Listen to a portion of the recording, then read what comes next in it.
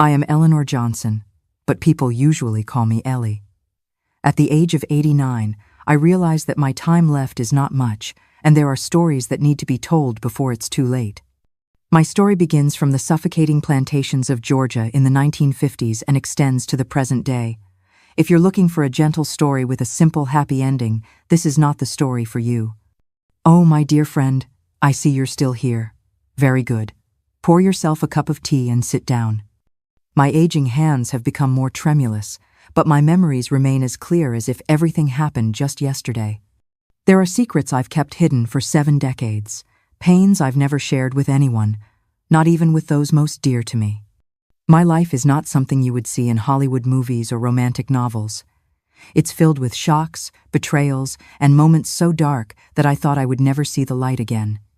But it also contains love, a love so intense that it can redeem even the most broken souls. Each wrinkle on my face, each bruise on these hands tells a story. I have been broken and risen so many times that I've lost count. I have felt fear to the bone and joy beyond all imagination. It was a life fully lived, not in the way I once dreamed, but in the way fate had arranged. So, if you are ready to listen, I am ready to share. Prepare yourself, because this is not an easy story to tell, nor is it easy to hear. But it is my story, the story of a little girl from Georgia who learned that survival is sometimes the strongest form of resistance. I was born in 1942 on a large plantation in rural Georgia. It was a beautiful place, but full of rigid rules and traditions that suffocated us. My father, Colonel William Johnson, was a man whom everyone respected and feared. He commanded not just our family, but almost the entire region. He was a politician who got what he wanted through force and influence. My mother, Mary Johnson, poor thing, was the opposite of my father, a quiet woman, always with a sad look in her eyes. She loved me very much, I know, but she couldn't do much to protect me. Sometimes, when my father wasn't looking, she would hug me tightly or stroke my hair. That was her way of telling me she was there for me. I had 3 older brothers: Joseph, the oldest who was already married, Peter, the middle one, and Charles, the youngest of the boys. Joseph was the most like my father in temperament and bearing, always serious and bossy. His wife, Marion, was a quiet girl who had given him 2 children, Louis and Anna. Peter and Charles had inherited my father's rougher, qualities-ignorant men who only thought about horses, cattle, and ordering people around. But Joseph's children, my nephews Louis and Anna, were my joy. Louis was 7 and Anna was 5 when I was 13. They loved coming to play in the mansion. We would run through the gardens, hide in the enormous rooms, and I would tell them stories under the grand oak trees. Those were the only moments when I truly felt like a child. I was the youngest and the only girl. Father said I was the flower of the family, but that didn't mean I was treated better. In fact, the expectations placed on me were even greater. I had to be the perfect young lady, educated, obedient, and ready to be a good wife. It was in 1955, on the day I turned 13, that my life was turned upside down. I was excited, thinking I might have a little party, maybe even a cake. Good Lord, what I got as a present was a fiancé. Father called me into his office, and there stood a man I had only seen from afar a few times, Gerald Thompson, an important landowner in the region. He was 52 years old, with graying hair and a look that frightened me. "Ellie," my father said, "you're going to marry Mr. Thompson. It's a great honor for our family." I was paralyzed. Marry? I barely knew what that really meant. I looked at my mother, who was in a corner of the room, her eyes filled with tears. She said nothing, just lowered her head. I tried to argue, saying I was too young, that I wanted to study, but Father wouldn't hear it. "This is an agreement between men, girl. It will unite our families and bring more power to all of us." Suddenly, the house was full of people preparing for the wedding, seamstresses making my dress, cooks planning the banquet, my father receiving important visitors, and me in the middle of it all, feeling like I had been forgotten. My brothers didn't care. For them, it was normal for a girl to marry young. Joseph even congratulated me, as if it were a good thing. Peter and Charles only talked about how much money and acres of land the family would gain from the union. My nephews were the only ones who seemed to understand that something was wrong. Louis once asked me, "Aunt Ellie, why are you sad? Isn't marriage good?" And little Anna, with her innocence, said she didn't want me to go away. That broke my heart. The wedding day came too quickly. It was supposed to be the happiest day of my life, but I felt like I was going to my own funeral. The dress was beautiful, full of lace and embroidery, but it weighed like lead on my shoulders. The church was packed. It seemed like the entire town had come to see Colonel William Johnson's daughter get married. When I entered, arm in arm with my father, I saw Gerald at the altar. He was smiling, but it wasn't a gentle smile. It was the smile of someone who had just closed a good deal. I repeated the words the priest said, placed the ring on Gerald's finger, and felt him place one on mine. Everything seemed to be happening to someone else, not to me. The celebration afterward was grandiose music, food, dancing, important people from everywhere. My father was radiant, boasting to the guests. My mother stayed in a corner, quiet as always. My brothers were drinking and laughing loudly. I saw my nephews from afar. Louis was holding Anna's hand, both looking at me with a mixture of confusion and sadness. I wanted to run to them, hug them, and tell them everything would be all right, but I knew I couldn't promise that. When night came, they took me to the bedroom, the room that would be mine and Gerald's. I sat there on the huge bed, trembling with fear. When Gerald entered, closed the door, and came toward me, I couldn't move. "Now you're my wife," he said, in a voice that chilled me to the bone. "Come here, I'll take off your dress and give you a bath." I had no choice but to obey. I won't tell you the details of that night. I can only say that I stopped being a girl and was forced to be a woman. When I was finally alone, I cried until I had no more tears. I cried for my lost childhood, for the dreams I had that now seemed impossible. I cried out of fear for the future that awaited me. The days following the wedding were a nightmare for me. Gerald wasn't a gentle or patient man. He expected me to be a real wife, even though I was just a girl. Behind closed doors, he made me go through things I didn't even understand. I would tremble just hearing his footsteps approaching the bedroom. If I complained or cried, he would become furious. "You're my wife now," he would say. "You have to obey me in everything." And when I tried to resist, he would threaten, "If you don't do what I want, you'll sleep with the pigs in the pen." At first, I thought it was just a threat to scare me, but one night, after I refused to do what he wanted because it was an absurd and degrading request, I saw in his eyes a rage that froze me to the bone. He grabbed me by the arm and dragged me outside, threw me in the pig pen, and locked the door. "Maybe this way you'll learn to be a good wife," he shouted. I spent the whole night there, naked in the mud, trembling with cold and fear, the horrible smell making me nauseous. In the morning, when he opened the door, I was dirty and crying. I thought that would be enough. But he brought me inside, bathed me, and forced me to do what I had refused. With yelling, "Who's in charge here? I am!" I can imagine your anger hearing this, my dear. I'm angry just telling it, but believe it or not, that wasn't the last time. There was another night he made me sleep there again. This time it was because I had burned dinner. I was so tired and scared that I couldn't concentrate properly in the kitchen. When he saw the burnt food, he turned red with anger. "To the pig pen," he said, and there I went again. At least this time I was wearing clothes. After those 2 nights, I learned to never complain or disobey again. I did everything he wanted, no matter how much it hurt, no matter how disgusted I felt. It was that or the pig pen, and I couldn't stand that place anymore. I prayed to God to save me. Gerald always wanted to be intimate with me, whatever the time. He said a wife had to serve her husband. Even when I was having my monthly cycle, he wouldn't give me peace.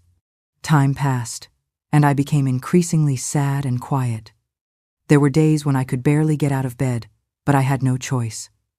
I had to take care of the house, do the things Gerald demanded. It was during this time that I started feeling strange things: nausea, dizziness. At first, I thought I was sick, but I soon discovered I was pregnant. I had just turned 15. I was so afraid how would I take care of a baby. But surprisingly, pregnancy gave me a little peace. Gerald became calmer. He didn't force me as much. I think he was afraid of hurting the baby. In 1957, my daughter Margaret Maggie Thompson was born.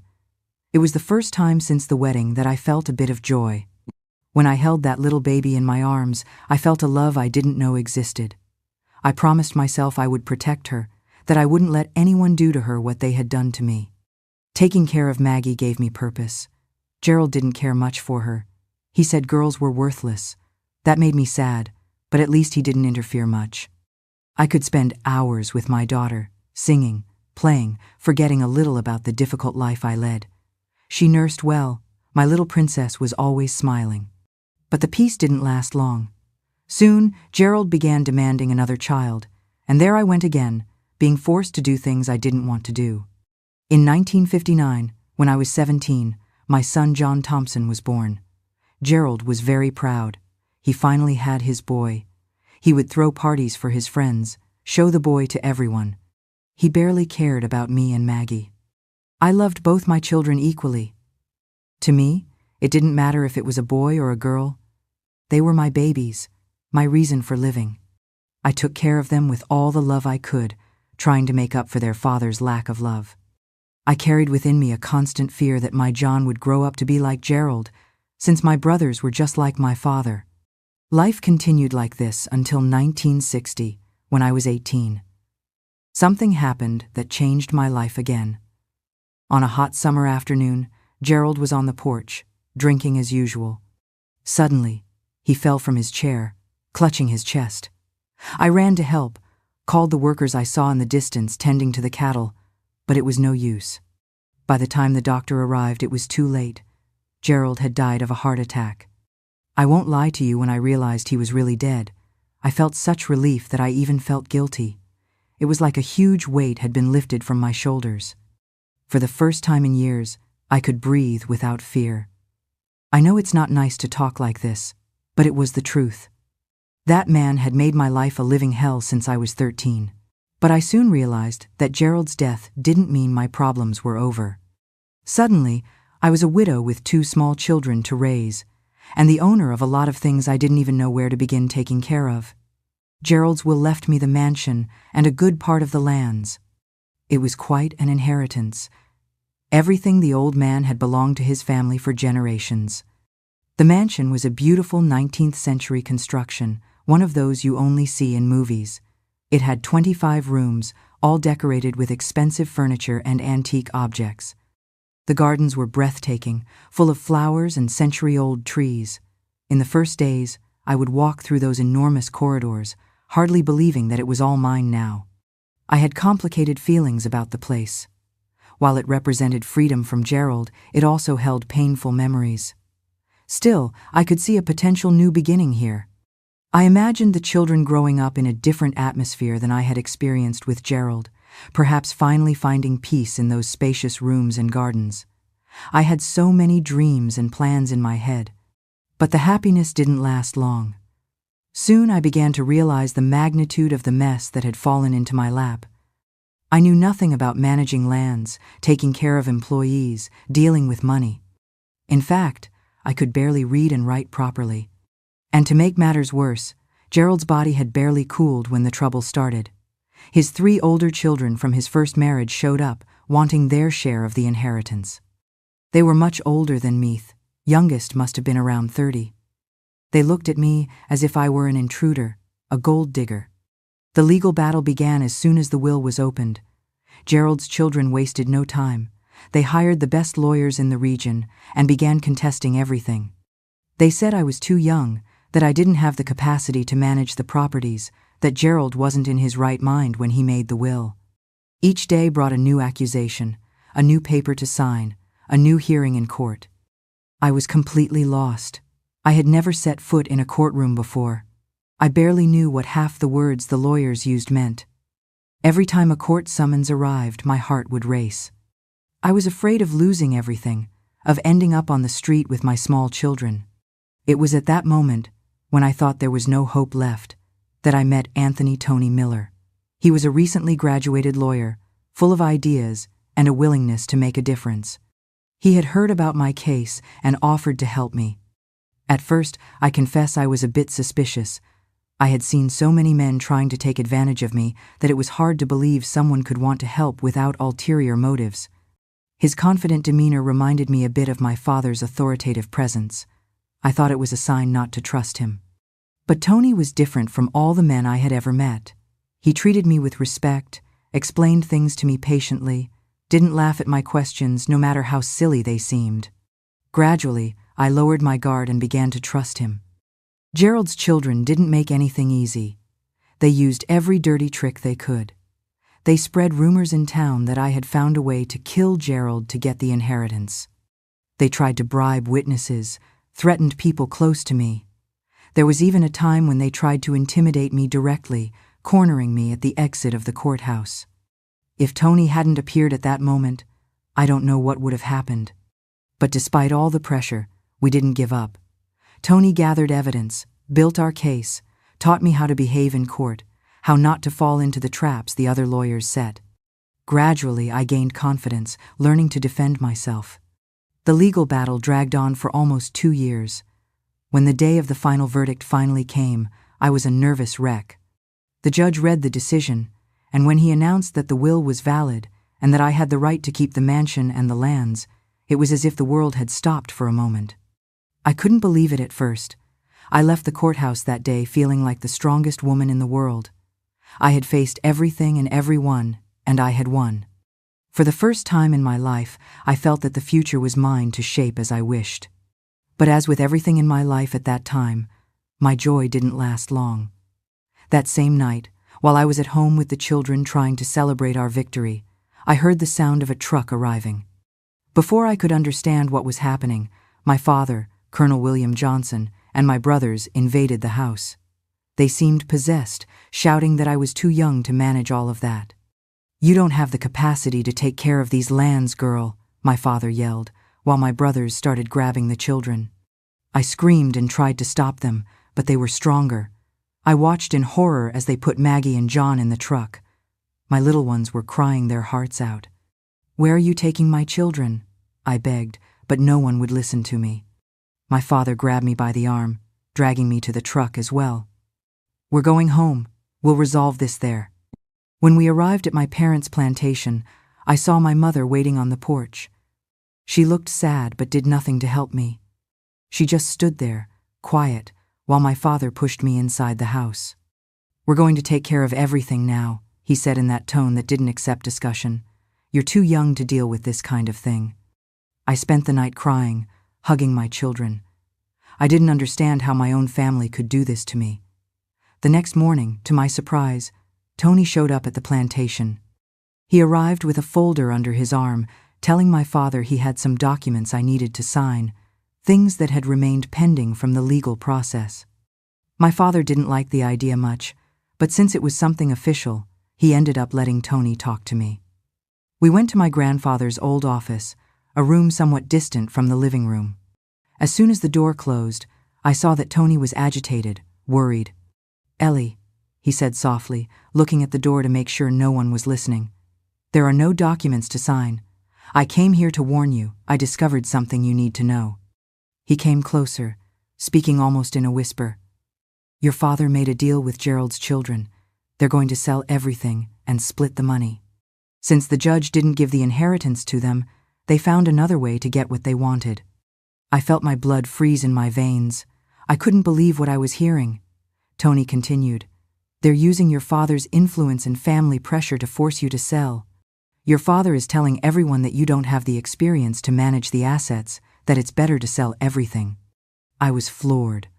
All that effort, all that struggle in court, and now my own father was handing everything over to Gerald's children and taking a part for himself. How outrageous. "But how can they do this?" I asked, desperate with the news.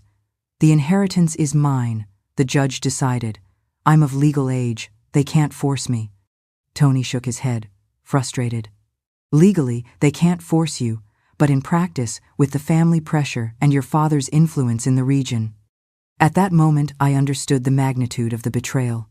My own family had turned against me, all because of money and power. And it wasn't the first time. I felt cornered. Shortly after Tony told me everything, the office door suddenly opened. My brother Peter entered, his eyes suspicious, looking from me to Tony. At that moment, I saw Tony change completely. In the blink of an eye, he returned to being the formal lawyer, calmly closing his briefcase. "Thank you very much, Mrs. Ellie," he said, his voice betraying nothing of what we had just talked about. "If there's anything else, I'll return to finalize the paperwork." I was impressed with how well he disguised it. If I didn't know what had just happened, I would have sworn it was just a routine visit from my lawyer.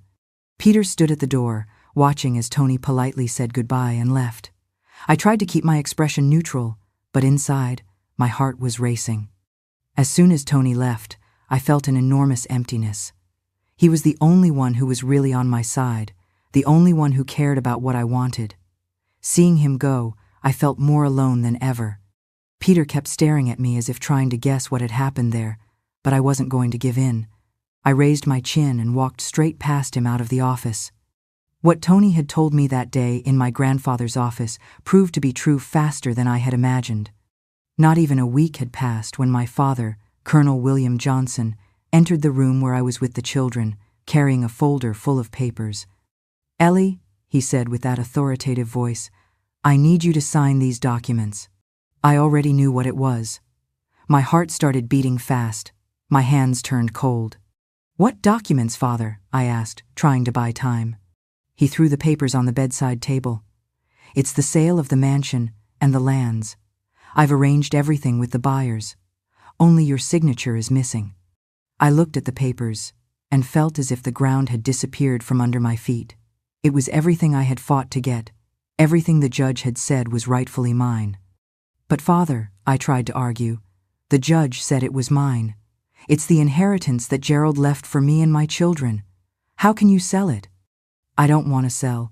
I want to live there with the children," I said, trying to appear smart and determined. Colonel William Johnson slammed his hand on the table, making me jump with fright. Maggie, who was playing on the floor, started crying. "Don't come to me with this talk of judges," he shouted. "You're a girl who has barely left the diapers. You don't have the capacity to take care of any land. I'm doing this for your own good."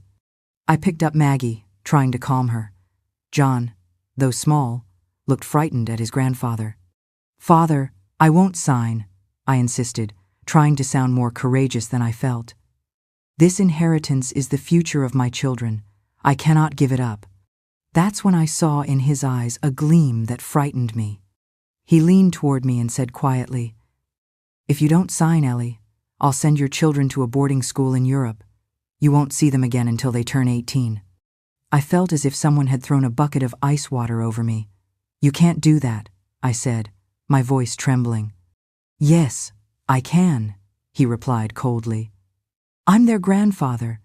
I can say that you don't have the conditions to raise these children. Who do you think the authorities will listen to, a 19-year-old widow or a respected colonel?" At that moment, I understood that I was cornered. I looked at Maggie in my arms, at John sitting on the bed. They were my babies, my reason for living. Just thinking about being away from them for years was a pain I couldn't even imagine. And my father wasn't a man of just threats. If he said it, he would certainly do it. With a heavy heart, I took the pen my father offered me. Each signature on those papers was like tearing off a piece of myself. When I finished, I felt empty, defeated. My father took the papers, satisfied. "You did the right thing, girl. Let me take care of everything now." As for my brothers, Peter and Charles barely acknowledged me during this time.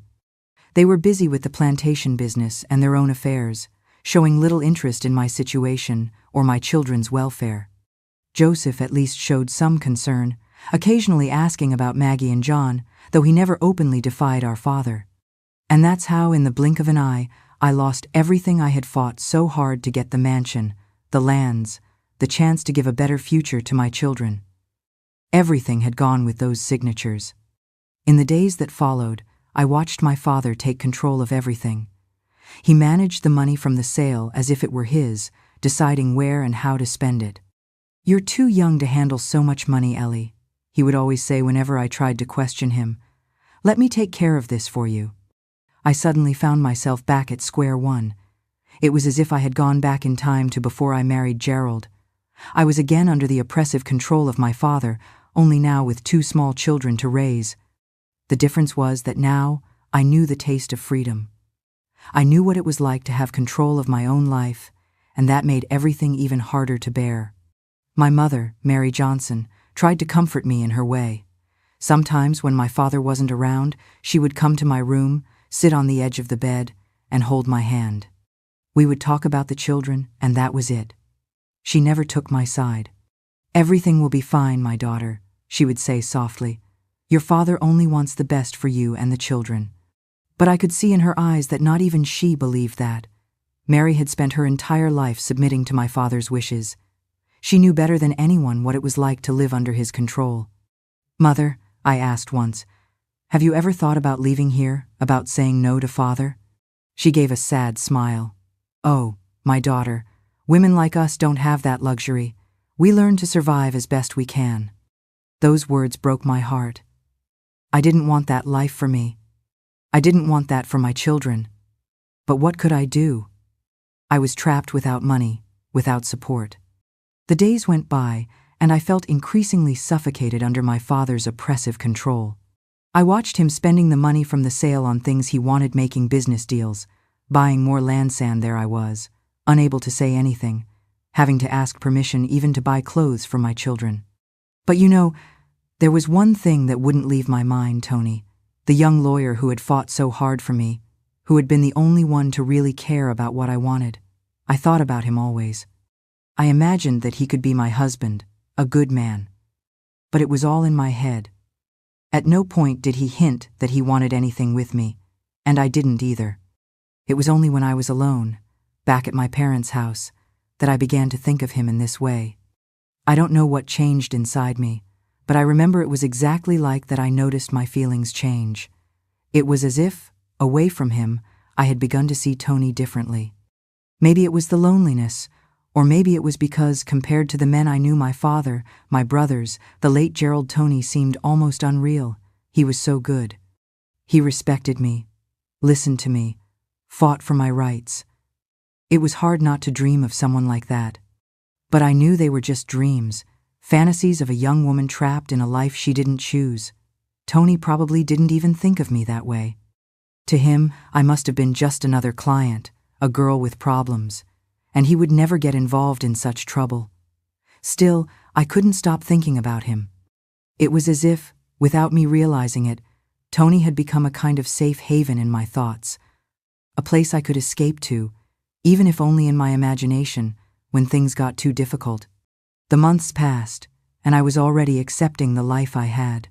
It wasn't what I dreamed of, but at least my children were well. Maggie and John were healthy and, thank God, well treated by everyone on the plantation.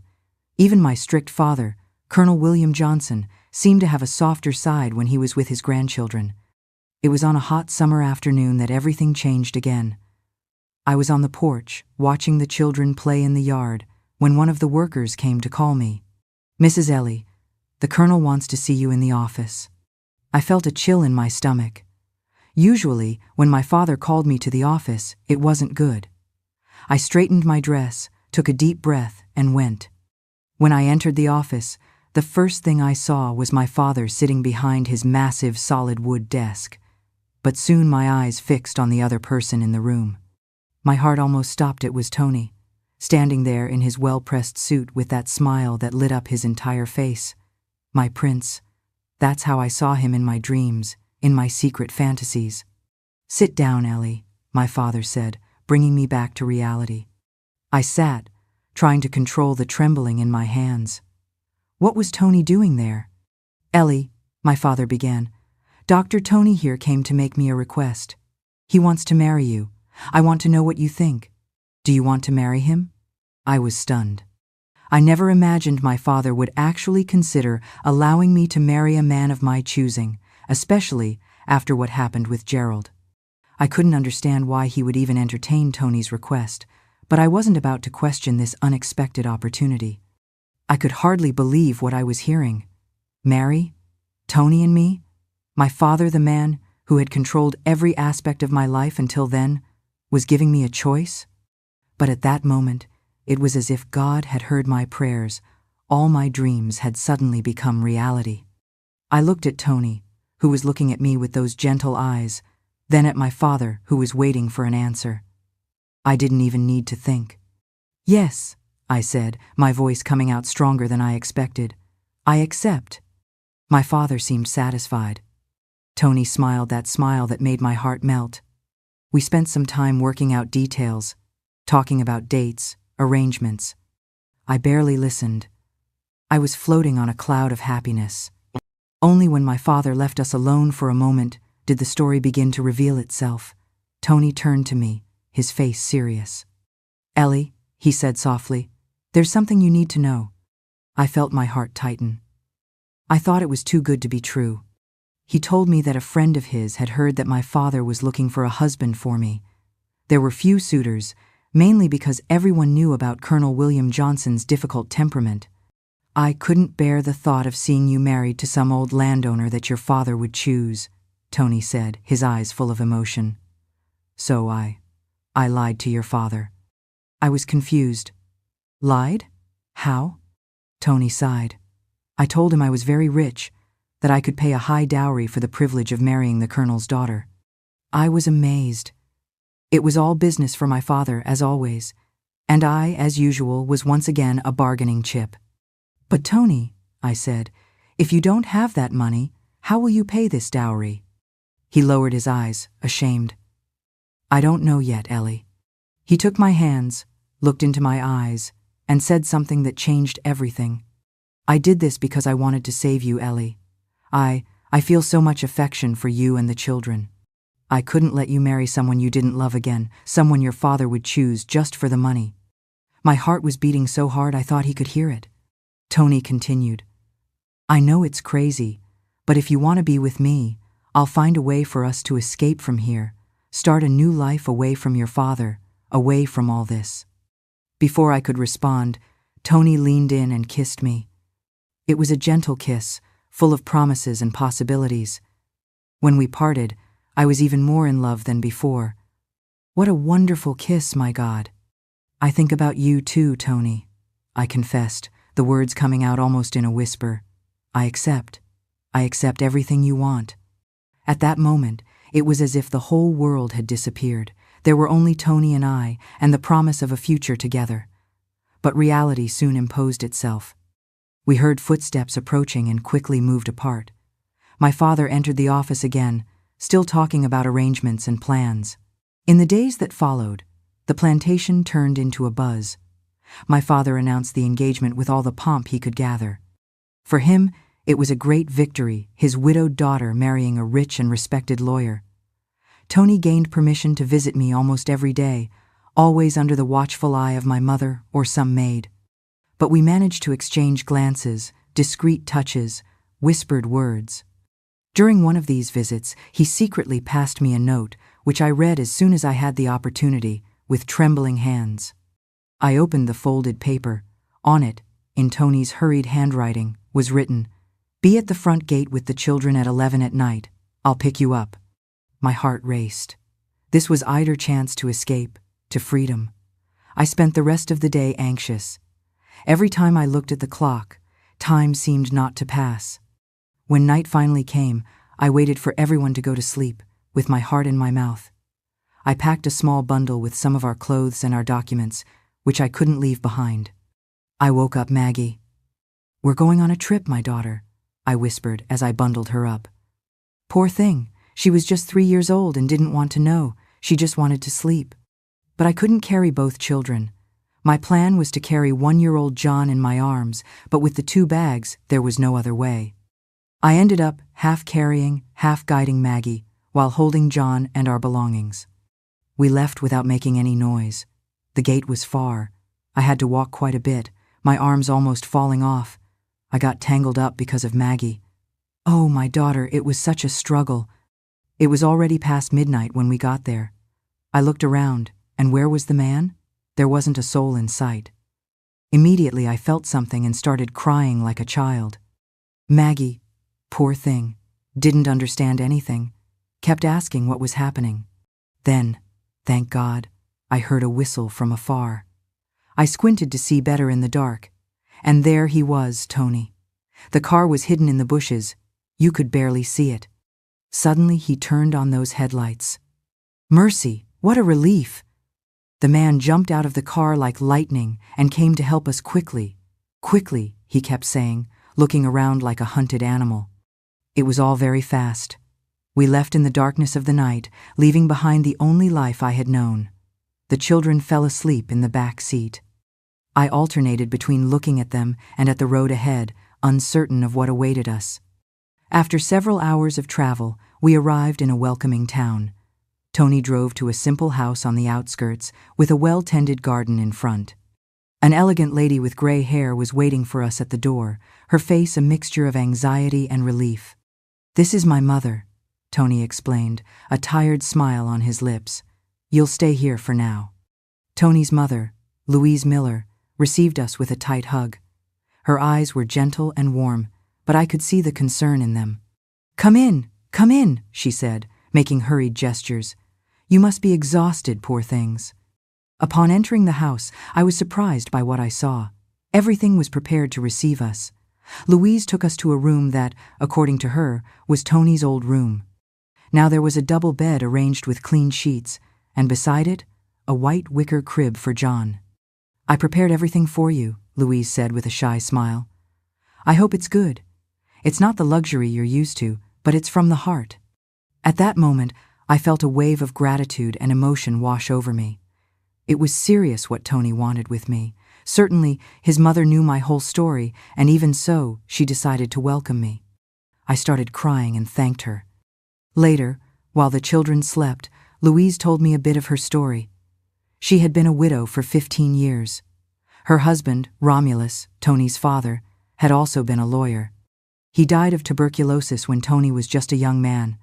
I could see the pride in her eyes when she talked about her son, about how he had followed in his father's footsteps. That first night, Tony didn't want to sleep in the same room as us. "We'll get married first," he said with a shy smile. I admired his honor and respect, even in that complicated situation. In the days that followed, I met Tony's siblings. The oldest, August, was a doctor and lived in the house next door with his wife, Susan, and their 2 children, Alfred and Amelia. The middle sister, Catherine, was a teacher and lived a few streets below with her husband, Louis, and daughter, Emily. They would visit us frequently, bringing food, clothes for the children, and words of comfort. Everyone knew our story. They were good, welcoming people. But I noticed they were wary of our situation. The worried looks and whispered conversations didn't escape me. One night, about 3 days after our arrival, I heard a heated discussion in the kitchen. I approached the door silently and listened. "Are you crazy, Tony?" It was August's voice, the older brother. "She's a colonel's daughter. Do you have any idea of the risk you're running, with so many women in this world?" "I love her," Tony replied with a firmness that warmed my heart. "And those children, too. I couldn't leave them in that situation." "And your future as a lawyer?" I heard Catherine ask, the concern evident in her voice. "If the colonel finds out, you could lose everything." I felt a tightness in my chest. I hadn't realized how much Tony was risking for me. For Ush's career, his reputation, everything was at stake. But Tony seemed determined. "Some things are more important than a career," he said. I couldn't stand by watching Ellie and the children suffer. I went back to the room with a heavy heart, but full of love and gratitude for Tony. A week after our arrival, to my surprise and joy, Tony announced that we would be getting married. It was a simple ceremony at the town's registry office, with only his family present. Louise cried with emotion, while August and Catherine, despite their concerns, hugged us with genuine happiness. The children were radiant. Maggie, in her little white dress, couldn't stop smiling, while John, in Louise's arms, clapped his little hands without understanding much of what was happening. The cousins Alfred, Amelia, and Emily had become great friends with my children and were as excited as they were. After the ceremony, Louise insisted on staying with the children so we could have our honeymoon. Go," she said, pushing us out of the house. "Enjoy this moment together." Tony took me to a small hotel in the neighboring town. When we were alone in the room, I felt immense nervousness. Tony approached me with a tenderness that completely disarmed me. "Ellie," he said, holding my hands, "I love you. I promise to make you happy for the rest of our lives." That night was wonderful. For the first time, I understood what it was truly like to be loved. With Tony, I discovered that marriage could be a partnership of equals. He always consulted me on important decisions, valued my opinions, and treated me with respect. Unlike Gerald, who had viewed me as property, Tony saw me as a person with dreams and desires of my own. At night, we would sit on the porch after the children were asleep, talking about our hopes for the future or simply enjoying each other's company in comfortable silence. This was what love was supposed to be, not possession or control, but mutual respect and tenderness. Tony was gentle, caring, patient. Each touch, each kiss was full of love and respect. I felt truly like a woman, truly loved. Lying in his arms afterward, I allowed myself to dream of the future, a future where I would be happy, where my children would grow up loved and free, a future beside this wonderful man who had risked everything for me. But part of me knew that our journey was far from over. The ghost of my father, the threat of being discovered, still hung over us. But that night, in Tony's arms, I allowed myself to forget all that and just be happy. We returned to Louise's house the next day, ready to start our life together. The children received us with hugs and laughter, and for the first time in a long time, I truly felt at home. The days that followed were of adaptation and planning. Tony began looking for work in the town. It was strange to think that a few months ago, he had left this same town, his homeland, recently graduated in law, to accept a position in a law firm in my town. At the time, it was an opportunity he couldn't refuse, a guaranteed job in a respected law firm, even if it meant moving away from his family. That's how our paths crossed, and now fate was bringing us back to his hometown, but in such different circumstances. While he sought to re-establish himself professionally, I helped Louise with the house and the children. Gradually, we were building our new life, one day at a time. I was already beginning to dream of a peaceful future, away from the shadows of the past. But as the old folks say, when happiness seems complete, that's when destiny decides to play its tricks, and that's exactly what happened to us. "Look, my daughter, let me tell you how it was." Tony came home that day with such a look of woe on his face. I immediately knew it wasn't anything good. He showed me a crumpled paper and said, his voice trembling, "Your father. He filed an ethics complaint against me."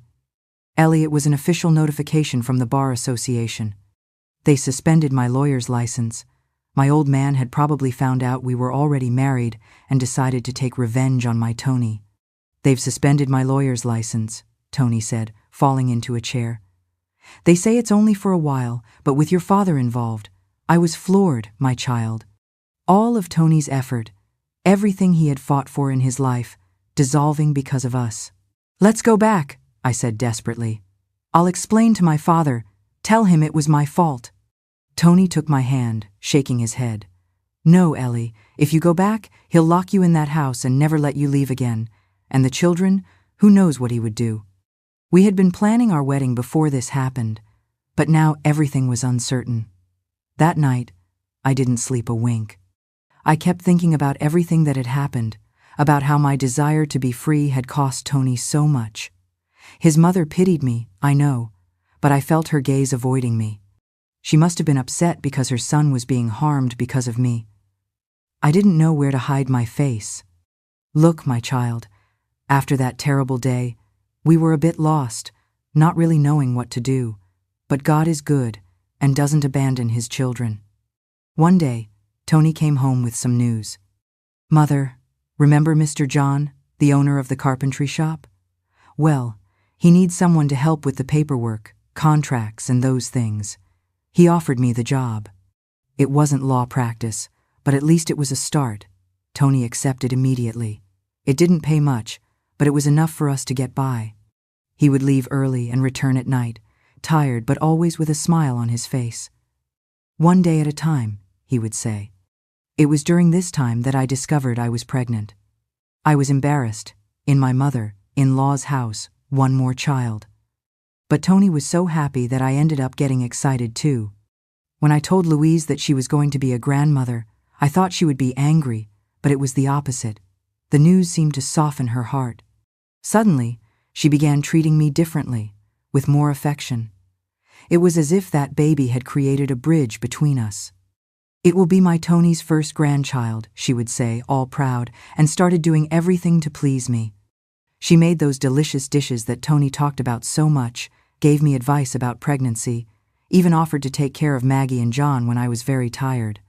"You know, my child, what I'm going to say now is difficult for me to admit, but Louise was like a mother to me, a mother I had always dreamed of having, because mine never did any of this for me.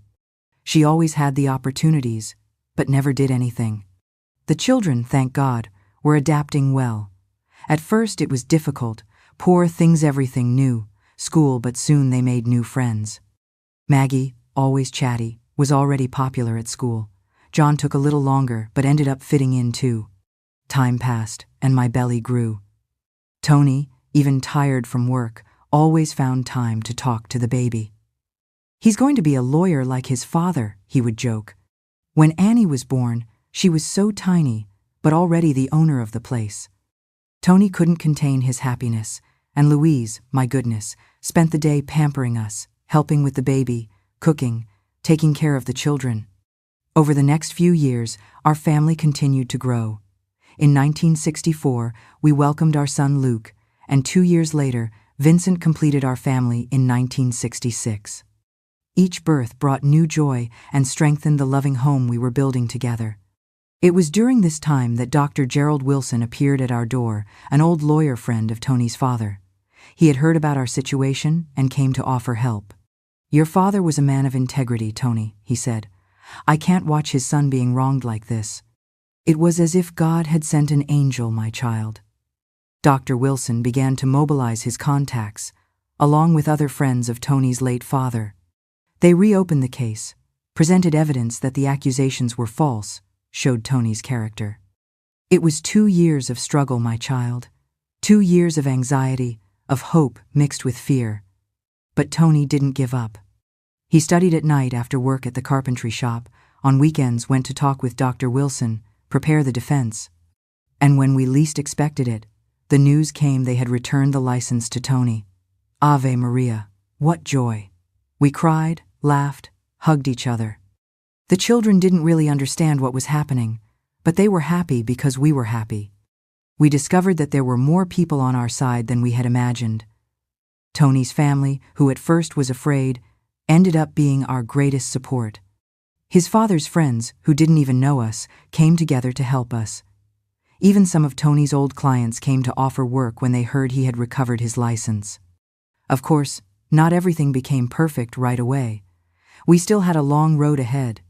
Tony would have to rebuild his career practically from scratch. Despite everything we went through, Tony and I managed to build a beautiful family.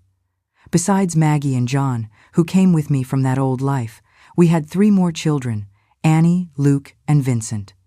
Over time, we managed to save a little money and bought a house not far from Louise's. It was a simple house, but it was ours. We paid for it, but each installment was a victory. We could walk to visit Louise, who was delighted to have her grandchildren nearby. I dedicated myself to the house and the children. It wasn't a life of luxury, but it was full of love. Tony worked hard at the law firm he opened and gradually regained his reputation. The children grew up, studied, graduated. We didn't have much, but we never lacked the essentials. Of my parents and my old family, I never heard news again. At first, I would check, but with time, you learn to live with the scars. You know, sometimes I would catch myself thinking about them, wondering how they were, but I never tried to make contact. I was afraid of what might happen. The children grew up hearing our story. We never hid anything from them. Maggie and John always knew that Tony wasn't their biological father, but for them, he was always Dad in everything that mattered. They called him Dad from when they were little, and the love between them was real. Maggie, our firstborn, had just gotten married. It was a beautiful celebration, simple but full of love. Seeing my girl in a white dress, entering the church arm in arm with Tonya, my child, it's priceless. It was around this time that life decided to give us another big twist. One day, Tony came home with a strange look, holding an envelope in his hand. "Ellie?" he called me, his voice serious. "This arrived at the office today." It was a letter from a lawyer. My heart froze immediately, but when Tony read the contents, I was floored. It was about my family's plantation. My father had passed away, and the lawyer was summoning me for the reading of the will. After so many years without news, that fell like a bomb. I didn't know what to do. Part of me wanted to ignore that letter, continue with life as if nothing had happened. But another part wanted to know, wanted to understand, wanted to close this chapter of my life. I talked with Tony and the children. To my surprise, they were unanimous that I should go. After all, what could happen? We were all adults now. I was no longer afraid of my father or my family. And the children, well, they had grown up hearing the stories of my old life and were curious to meet this side of the family they had never seen. It was our opportunity, and so we decided to all go together.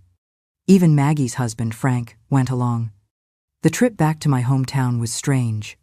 Each mile covered was like going back in time. I recognized places, remembered moments. Tony held my hand the whole time, giving me strength. When we arrived at the plantation, my heart raced. Everything was different, but at the same time, the big house, the fields, the smell of the earth. It was as if time hadn't passed. I remember thinking the whole time, I wonder if my mother is alive. We were received by the lawyer, a younger man I didn't know. He took us to the room where the will would be read. Inside, I found familiar faces, me brothers, some uncles, cousins, all older of course, but still recognizable. The silence that fell when we entered was heavy. I could feel the gazes upon me, upon my family, some hostile, others curious, few welcoming. My mother wasn't there. I discovered later that she had passed away a few years earlier. That was my biggest fear. I couldn't stop crying. I should have returned for her. Look, if remorse could kill, I would have died at that moment. What pain, my God, what a weight on my heart. The reading of the will was surprising, to say the least. My father, that hard man I knew, seemed to have changed completely in his last years. The lawyer read his words with a solemn voice, and each phrase was like a revelation to me. Later, talking with my brothers, I found out that this change began after the loss of my mother. Her death seems to have softened my father's heart, made him rethink many things. And then came the part that shocked me the most. Father eventually discovered everything. He knew where I was, knew about my children, my new life, and in his later years chose not to harm us, despite that earlier episode with Tony's license. My oldest brother told me, with tears in his eyes, that my father had several chances to cause us harm over the years. He knew where we lived, knew about Tony's office, but surprisingly, he decided not to do anything. He said that you had chosen your path, my brother said. In the will, my father recognized the mistakes of the past. His words were clear and direct, without beating around the bush. He asked for forgiveness for the way he had treated me, for the harshness, for the lack of understanding. He spoke of the remorse he carried for years, of the desire to make peace that he never had the courage to realize in life. My heart almost stopped when he mentioned Tony. That little lawyer, he said, had the audacity to challenge a colonel. He faced an old, stubborn, and powerful man to be with my daughter. In the end, he proved to have more courage than many men out there. And then came the part that no one expected. My father had left me a considerable part of the inheritance. The lawyer cleared his throat before reading this part, as if even he was surprised by the content. To Ellie and her children, the document said, I leave the southern part of Willow Creek Plantation, including the guest house and the 500 adjacent acres. The lawyer paused and then continued. This legacy is made as a form of reparation for the lost years and for the dowry that was rightfully yours. I felt Tony squeeze my hand as a murmur spread through the room. But the lawyer wasn't finished. Furthermore, he continued, I transfer to Ellie the amount resulting from the sale of Pine Valley Plantation, previously property of Gerald Thompson. My heart almost stopped upon hearing my ex, husband's name. The lawyer proceeded. This amount, as detailed in the financial annex, represents the partial value of the sale divided with the other heirs, with the due interest accumulated over the last 30 years. I understood that it was my part of the sale of the mansion and lands that father had sold and divided with Gerald's 3 children. I was breathless. It was more money than I had ever imagined seeing in my life. In the will, my father explained that he was returning to me what was rightfully mine. I know that nothing can compensate for the lost time, the will said. But I hope this can give you and your children the security and opportunities that I, in my stubbornness and pride, denied you in the past. I looked at my children, at Tony, all with eyes wide with astonishment. It wasn't just the material value, which was already impressive in itself. It was the recognition, the admission of mistakes, the attempt to make peace, even if belatedly. The buzz in the room was immediate. My brothers seemed shocked, some uncles indignant, but I didn't know what to feel. It was a mixture of relief, sadness, anger, and somehow, gratitude. We left there with more questions than answers. In the days that followed, while we resolved the paperwork, I gradually reconnected with some people from the family. Some were still hurt, others were happy to see me. When we returned home, everything changed dramatically. We arrived home 2 days later, suddenly rich. Tony's family couldn't believe what was happening when we told them the news. Their faces were a mixture of shock and joy. Seemingly overnight, I had a plantation and more money than I knew how to count. We never went hungry before, thankfully. Tony always managed to put food on the table, even when things were tight. But suddenly, we had wealth beyond our imagination. I confess something to you, I never expected a single penny from my old father. That man only took from me my whole life. I thought I had been disinherited long ago. When I heard the will, I almost fell backward. Well, Tony and I sat down and thought carefully about what we would do with all that money. The first thing was to buy our big house, the one we had always dreamed of. Oh, what joy it brought us. I also hired a daily cleaner rather than a permanent maid, as I never felt comfortable with strangers in our home every day.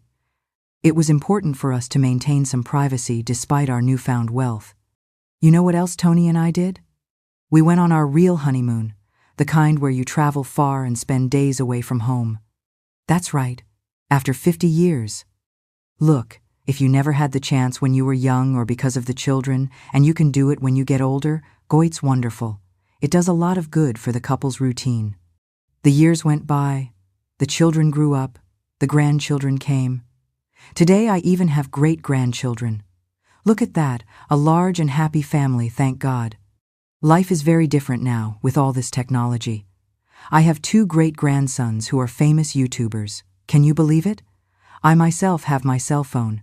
I know how to use it properly. But you know, my child, what gives me such great sadness? My Tony, who passed away 8 years ago at the age of 89, after we celebrated our 65th wedding anniversary together. Ah, how that man is missed. Sometimes I wake up at night and stretch my arm, looking for him in bed. I will always say that he was my prince. After all, he rescued me from the villain's castle, didn't he? We went through so much together, built everything from scratch. Sometimes I catch myself thinking about him, that beautiful smile, the caring way he had. I remember as if it were today, the day we returned home after receiving the inheritance. Tony, always sensible, said, "Ellie, let's take it easy. This money is a blessing, but we have to use it wisely." And that's what we did. We helped the children, of course. Maggie, who was already married and living in a rented apartment, could finally buy her own house. John used part of it to open his business. Annie, Luke, and Vincent were still studying, so we saved a good amount for their college. Time passed, the grandchildren started coming. What joy to see the family grow. Each birth was a celebration. We made a point of helping the children with the babies, bought everything. Ah, and the Christmas parties were crazy. The house would be full of grandchildren running everywhere. Tony would dress up as Santa Claus, distribute presents. There was food that never ended. The table was bountiful. You should see it. Ah, my child, let me tell you something that warmed my heart. With all this money, we were able to help a lot of people. There was Sophie, our neighbor of many years. Poor thing was going through a terrible time. Her husband had lost his job, and her youngest son, Joey, needed some expensive medication. One day, I saw Sophie crying hidden in the yard. I went there and asked what was happening. She reluctantly told me about the situation. Right away, I told Tony, let's help them. We paid for Joey's medicines, helped with the overdue bills, and even found a job for her husband on the plantation we had inherited. They rented out their house in town and became our trusted caretakers. Ave Maria, you should have seen the joy of that family, Sophie cried, but now it was with happiness. And it didn't stop there. There was Jack, the shoemaker on the corner. The man was about to close his little shop because the rent had increased too much. We bought the place for him. Now Jack works without worrying about rent and even teaches the craft to the young people in the neighborhood. This profession is scarce nowadays. It's very important to pass on the knowledge of a shoemaker. And the neighborhood school was falling apart.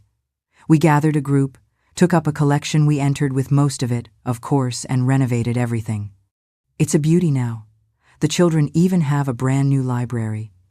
You know, my child, being able to help others like this, there's no money in the world that can pay for it. Seeing the smile on people's faces, knowing that we made a difference in their lives, that is real wealth. Tony always said, Ellie, we received this blessing to multiply, and that's what we did. We multiplied the joy. Oh, my dear child, that's the story of my life, a journey from darkness into light. If there's anything I want you to remember from my tale, it's this. No matter how difficult life becomes, don't give up hope. I was a frightened child bride who became a strong, independent woman. I found love when I least expected it. I built a family filled with the love I never had as a child. And most importantly, I learned that it's never too late for forgiveness and healing. You know, life is like a river, sometimes calm, sometimes fierce. But it's the powerful currents that create the most beautiful, smooth pebbles. Every wound, every tear is a lesson. I've learned that true strength isn't about never falling, but about rising every time we fall. Remember that time is the most precious gift. Don't waste it on resentment and regret. Instead, cherish every moment with those you love. Because at the end of life, it's not material possessions, but memories and love that will warm your heart. I also want you to understand that happiness is not a destination, but how we journey. It lies in the small daily joys, a smile, a hug, a hot cup of tea on a rainy day. Learn to find joy in simple things, and you will never be disappointed. May you find your own path to happiness as I eventually found mine. And may God bless you and your family, always. If these heartfelt words and life lessons have touched your hearts, don't forget to subscribe to the channel to receive more meaningful stories and valuable advice from life. Press the subscribe button and hit the notification bell so you don't miss any videos. Thank you for listening to my story today.